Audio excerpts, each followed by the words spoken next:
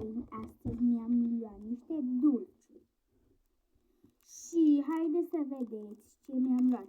Mi-am luat așa în primul rând un Snickers, după aia un M&M's.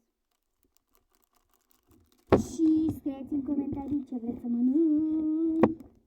Voi ați decis să mănânc Snickers. Haideți să vedeți toate. Și l-am desfăcut și cam așa arată. Hai să și gustăm. Unde este gura voastră? Să mâncați și voi cu mine. Dacă mâncați, poftă bună!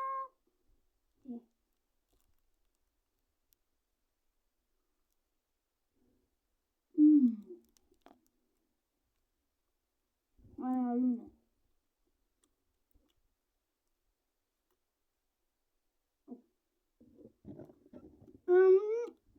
E bun, dar are alune mici.